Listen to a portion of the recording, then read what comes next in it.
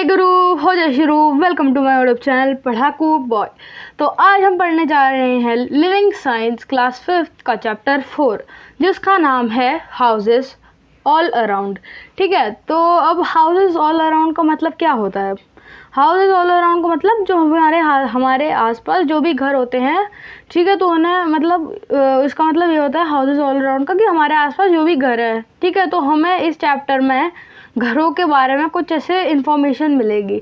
ठीक है, तो चलिए आगे देखते हैं आगे इस चैप्टर में क्या है। ठीक है, तो अब हम स्टार्ट करते हैं यहाँ से। Reza lives in Srinagar. Her house has a fireplace and a sloping roof. ठीक है, तो अब एक रेज़ा लड़की का नाम है, ठीक है, जो श्रीनगर में रहती है। श्रीनगर कहाँ पर है? श्रीनगर जम्मू एंड कश्मीर में है। ठीक है, तो हर house has a fireplace and a sloping roof. उसके जो घर है, उसका जो घर है, तो उसके घर में एक फायर प्लेस है। ठीक है, फायर प्लेस आपने देखा होगा कि एक वो होती है जगह होती है कि जहाँ से ऐसे मतलब जहाँ पे ऐसे आग लगाते हैं और फिर ऐसा करके हाथ तापते हैं। ठीक है, तो उसे फायर प्लेस कहते हैं। ऐसे बहुत आपने कार्टून्स में भी देखा होगा कि जैसे मतलब बहुत सारे कार्टून में होती है वो फायर प्लेस, आपने देखा होगा। ठीक है, तो अब हम आगे देखते हैं। भनवर सिंह लिव्स इन जैसलमेर। भनवर सिंह एक लड़के का नाम है, ठीक है, जो जैसलमेर में रहता है। जैसलमेर एक जगह का नाम है। ठीक है, his house has a flat roof. उसके घर पे एक फ्लैट रूफ है, मतलब उसके घर की छत एकदम फ्लैट है। ठीक है, एंड थिक वॉल्स। उसके घर में थिक वॉल्स है, मतलब थिक वॉल्स का मतलब मोटी दीवारें। ऐसा क्यों है हम अब आगे देखते हैं। ठीक है, आगे हम इस चैप्टर में इन सब चीज़ों के ही बारे में पढ़ेंगे। In Assam and Arunachal Pradesh houses are mostly made of wood and bamboo.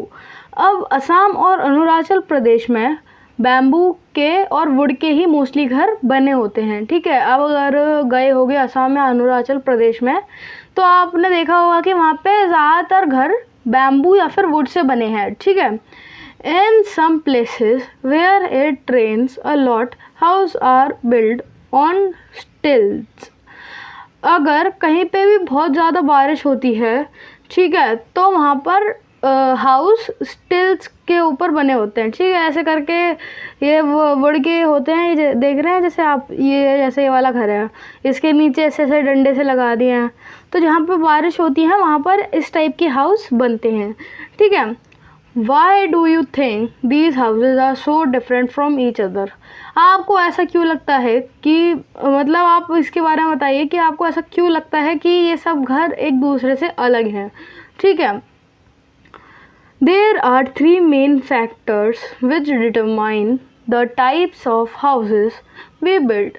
ठीक है, तो इसके सिर्फ 3 मेन फैक्टर होते हैं जिससे मतलब जिससे हमें पता लगता है कि कौन सा हाउस, हमें कौन सा टाइप ऑफ हाउस बनाना चाहिए। These factor include the climate of the place, the material to be used and the budget available to us. तो ये 3 फैक्टर होते हैं। कौन से?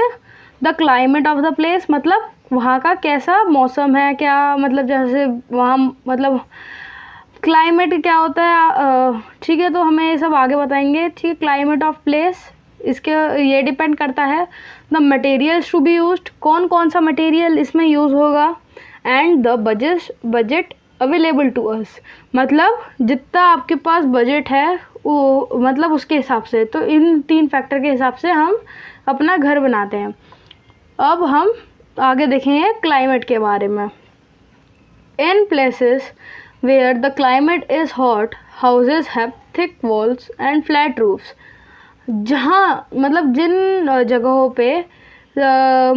जगहों पे क्लाइमेट गर्म रहता है ज़्यादातर, ठीक है, तो वहाँ पर घर की जो दीवार मतलब घर की जो छतें होती हैं उनकी मतलब वो एकदम फ्लैट होती हैं छतें, और वॉल्स जो होती हैं वो थिक होती है। ठीक है, तो हाउसेस हैव थिक मतलब जो भी गर्मी, जहाँ पे भी जिस भी रीजन में गर्मी होती है वहाँ पर ऐसे हाउस होते हैं जिनकी मोटी दीवारें और फ्लैट रूफ होती है, मतलब चपटी छत होती है, ठीक है, एकदम flat.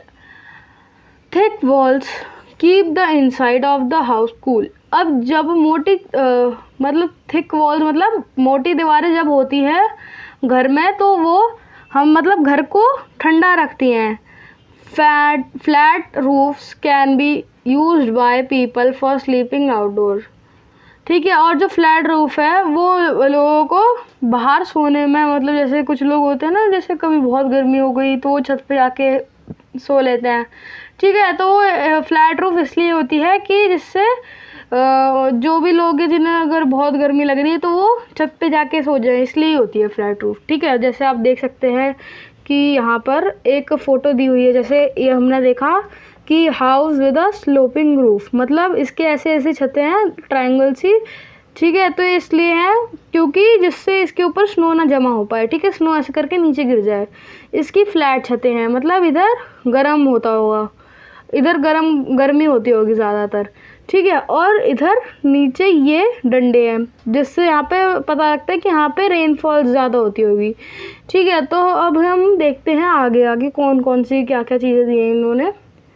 In place where it rains a lot and their climate is hot and damp, houses are often built on stilts, ठीक है। तो जहाँ पे भी अगर बहुत ज़्यादा बारिश होती है, ठीक है, और क्लाइमेट उनका जगह का गर्म रहता है और डैम्प रहता है, हाउस वहाँ पे मतलब जो घर होते हैं वहाँ मोस्टली घर स्टिल्ट्स के ऊपर बने होते हैं, ठीक है। These houses built a few feet above the ground on raised platform. तो ये जो घर होते हैं ये ना करीबन मतलब थोड़े से फीट ऊपर होते हैं ग्राउंड से, ठीक है। रेस पे प्लेटफॉर्म होता है, मतलब उसको ऊंचा कर देते हैं प्लेटफॉर्म को और उसके ऊपर अपना घर बनाते हैं, ठीक है। जिससे अगर बारिश बहुत तेज़ आए, ठीक है, बाढ़ आए, ऐसा कुछ हो गया, तो फिर इसमें कि उनके घर पे पानी नहीं भरेगा, ठीक है। तो इसलिए है कि वो थोड़ी ऊंचाई पे अपना घर बनाते हैं, मतलब थोड़ा सा ऐसे मतलब प्लेटफॉर्म थोड़ा रेस करके उसमें, जिससे उनका घर फ्लड्स मतलब होता है बाढ़ आ जाना, ठीक है। तो बाढ़ से बचता है उनका घर।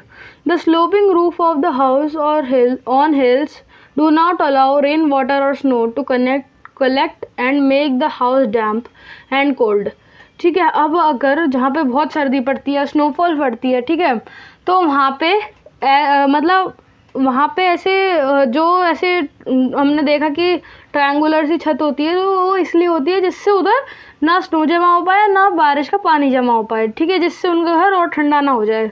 क्योंकि अगर जहाँ पे ठंड होगी और अगर उसमें उसी जगह पे अगर आपने देखा होगा कि उसी जगह पे अगर स्नोफॉल हो गई और अगर आपके घर के अंदर भी बहुत ठंड हो गई, तो फिर वहाँ पर मतलब एकदम बहुत ज़्यादा ठंड हो जाएगी और बुखार हो जाएगा, ठीक है। तो इसलिए ही वहाँ पे ये होता है, ठीक है।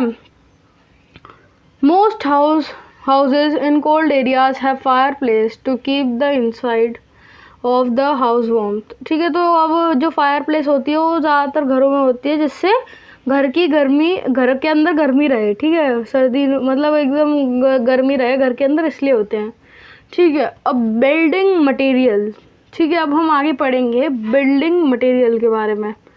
BRICS and stones keep a house cool in hot weather, ठीक है। तो ब्रिक्स एंड स्टोन्स जो होते हैं वो ना हाउस को मतलब घर को कूल मतलब ठंडा रखते हैं गर्म वेदर में, ठीक है। Houses in hilly areas need to be build easily and quickly. अब जो घर हिली एरियाज़ में होते हैं मतलब पहाड़ी इलाकों में होते हैं, तो उन एरियाज़ में घर मतलब ऐसे जल्दी बनते हैं और हाउस जल्दी बनते हैं और इजीली बनते हैं, ठीक है। Therefore house here are build of bamboo and wood, क्योंकि इस एरिया में घर मोस्टली बैम्बू और वुड से बने होते हैं, ठीक है। In those places which have frequent earthquakes, houses are mostly built of wood. अब जिन जगहों पे अगर अर्थक्वेक आते रहते हैं, ठीक है, तो उन जगह पे मोस्टली घर वुड के होते हैं, ठीक है। There is less damage if the they collapse. अगर वो घर, अगर जैसे बहुत ज़्यादा अर्थक्वेक आया और अगर वो घर गिर गया तो उधर लेस डैमेज होगा आपको, ठीक है, मतलब ज़्यादा डैमेज नहीं होगा क्योंकि वो वुड के घर बने होंगे, ठीक है। Mud, bamboo and palm leaves are use to make कच्चा house called huts. Bamboo, mud और पाम लीव्स जो होते हैं तो उनसे जो घर बनता है मिलके, उन्हें हम क्या कहते हैं, कच्चा हाउस और या फिर हट्स, ठीक है। These building material are cheap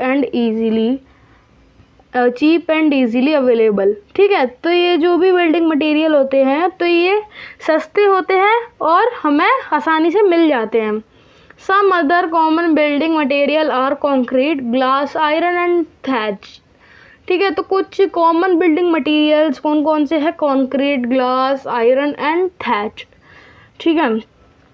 अब हम आगे पढ़ेंगे बजट के बारे में, ठीक है। तो आगे हमें बताएंगे बजट क्या होता है, ठीक है। The money available to the budget is the third factor which determines the size and design of a house.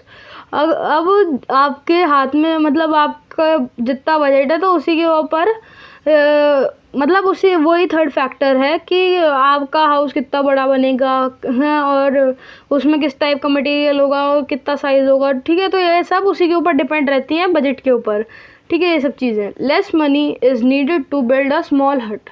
बहुत कम पैसे लगते हैं एक छोटे से हट को बनाने में, ठीक है। On the other hand lakhs of rupees are needed to build a permanent house. और दूसरे अगर देखें दूसरी जगह पे तो जो ऐसे परमानेंट घर होते हैं जैसे कंक्रीट, ग्लास, आयरन के, तो उनको बनाने में लाखों रुपए लग जाते हैं बनाने में, ठीक है। In big cities where there is a shortage of space, people build high rise buildings, ठीक है। तो जो बड़ी सिटीज़ होती हैं जिनमें जिनमें स्पेस बहुत कम होता है, ठीक है, जिन सिटीज़ में, तो वहाँ पे लोग बड़ी बड़ी बिल्डिंग बना देते हैं जिससे जगह ज़्यादा हो जाए। जैसे आप देख सकते हैं बगल में एक फ़ोटो दी हुई है जिसमें इतनी बड़ी बिल्डिंग है, ठीक है। तो जैसे बहुत आपने देखे होंगे बिल्डिंग अगर आप नोएडा वगैरह के साइड में रहते हैं तो, ठीक है। तो ये बिल्डिंग आप देख सकते हैं, ठीक है, ऐसे बड़े बड़े बिल्डिंग होती है। और इन sometimes they form cooperative housing societies to save on space and money, ठीक है। अब कभी कभार ये कुछ कोऑपरेटिव हाउसिंग सोसाइटी बनाते हैं जिससे उनका वो बचे, स्पेस बचे और मनी बचे, ठीक है। Things to remember, there are some points to be kept in mind.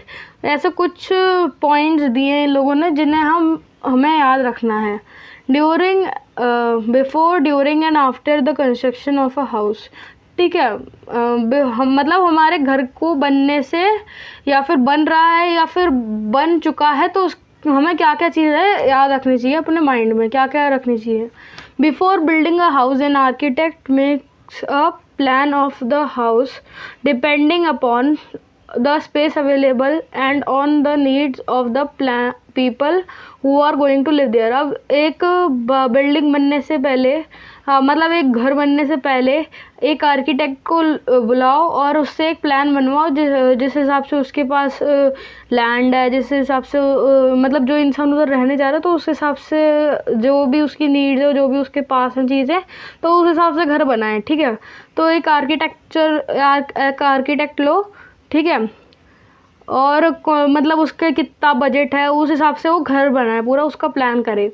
These points need to be kept in mind during the construction of a house। तो ये सब चीज़ें इन्होंने दी हैं कि कौन कौन सी चीज़ें दिमाग में रखनी है घर का कंस्ट्रक्शन करते समय। और sun facing house gets a lot of sunlight. अब जिस भी घर में जो भी घर सन फेसिंग होगा तो वहाँ पे बहुत ज़्यादा सनलाइट आएगी। The walls of the house must be strong, damp proof and well plastered. Insects do not breed on such walls, ठीक है। अब जो घर होता है वो बहुत ज़्यादा स्ट्रॉन्ग होना चाहिए, डैम्प प्रूफ। ठीक है, डैम्प प्रूफ मतलब क्या होता है, सीलन जो होती है, सीलन आती है तो सीलन नहीं आनी चाहिए उधर, और वेल प्लास्टर, एकदम अच्छे से प्लास्टर्ड होना चाहिए। इंसेक्ट्स और जो मतलब इंसेक्ट्स जैसे मच्छर वच्छर उनकी दीवारों पे वो भिन भिनाए ना।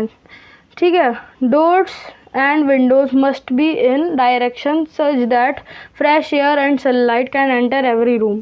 अब डोर्स और विंडोज़ ऐसी जगह पे होनी चाहिए कि फ्रेश एयर और सनलाइट पूरे घर में फैल जाए। ठीक है, they must have wire netting so that flies and mosquitoes can not get in.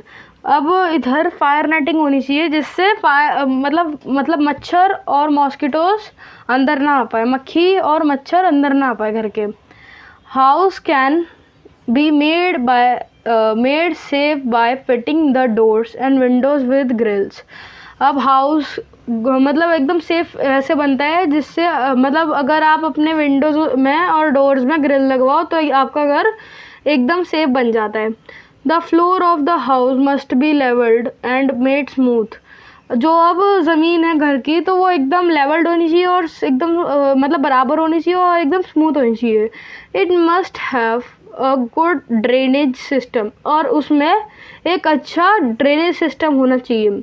Cover drains and outlet seal out foul smell and germs. अगर आपका कोई भी घर में अगर कवर ड्रेन मतलब खुला नहीं है, ऐसी कोई नाली है जो बंद है, ठीक है, तो उसमें से इतनी गंदी बदबू और जर्म्स आते हैं। ठीक है, तो अगर आप अपने घर में से ड्रेनेज सिस्टम परफेक्ट नहीं करवाओगे तो ऐसे आपको बहुत बदबू आएगी और बहुत ज़्यादा जर्म्स होंगे जिससे आप बीमार पड़ सकते हैं। ठीक है, once the construction is over proper care must be taken of the house must be always be kept clean.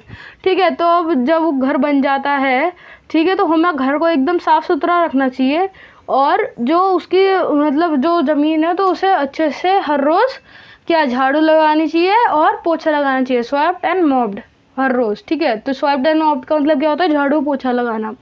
The walls windows doors and other parts of the house must be dusted regularly.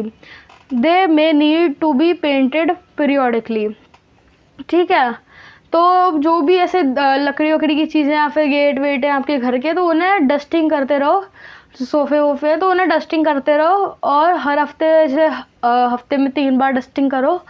ठीक है, और मतलब जो भी ये doors verse है तो इन्हें पीरियोडिकली मतलब जैसे साल में एक बार ऐसे करवाते रहो पेंट। ठीक है, जिससे मतलब ऐसे झड़ेगा नहीं उसका पेंट और वो एकदम शाइनिंग रहेंगे और अच्छे रहेंगे। ठीक है, the kitchen the bathroom and the latrine must be wash and disinfected regularly. अब जो किचन बाथरूम और लैट्रीन होती है तो मतलब जो पॉट होता है तो उसको वो हमेशा वॉश रहना चाहिए और डिसइंफेक्टेड रहना चाहिए रेगुलरली।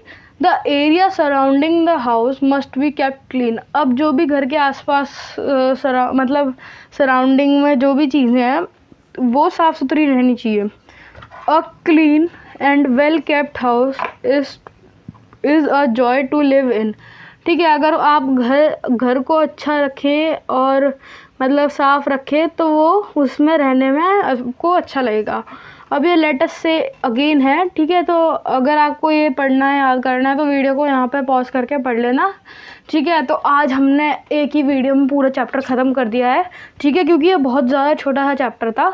चलिए अब तक के लिए बाय बाय, कल मिलेंगे एक नए चैप्टर के साथ। Good bye.